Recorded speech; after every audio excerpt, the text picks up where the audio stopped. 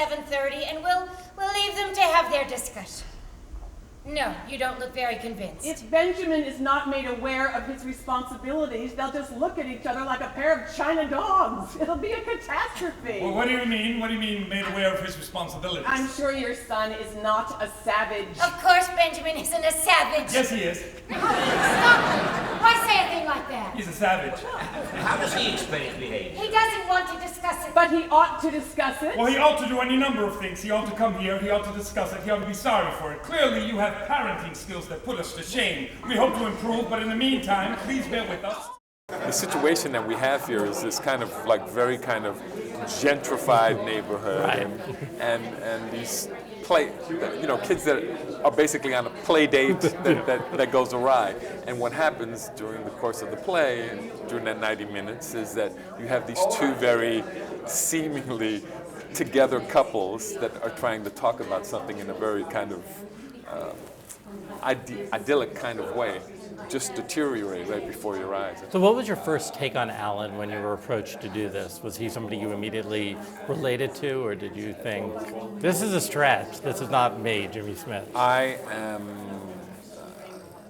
went after this because of the incredible piece of writing that I believe God of Carnage is. I've had to shed a lot of the Jimmyisms to do this guy who's very kind of like, very facile, and his mind works like a steel trap and has a kind of worldview that's much different than mine. I was just thinking, what started this fight? Henry won't say a single word about it.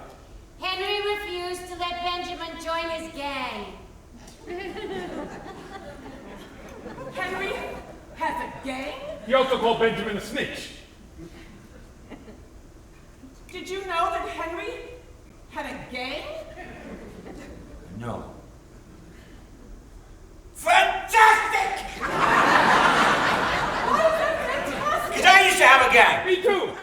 That was one of the things that Matthew Warchus, the director, told us all about in rehearsals, that ultimately this is about being the sense of failure that we all feel as parents, inevitably. I mean, there are, of course, moments you feel, ooh, I did well as a parent, but often you feel, I messed up. And that's how these parents feel. Are you as protective a mother as Annette? Oh, I think, it is such a, that is that place that we know that if something happens to our kids, that we could kill. I remember once my middle son drew a picture of me. He was having some trouble in school, and I went to his defense, and he drew a picture of me as a mother Tyrannosaurus Rex. Do you think that Americans parent their children the same way the British do? I think America parents itself in a different way. Children are fought for here in probably not more so, but in a much brighter way, in a much more obvious way, in a way in which you cannot help but notice.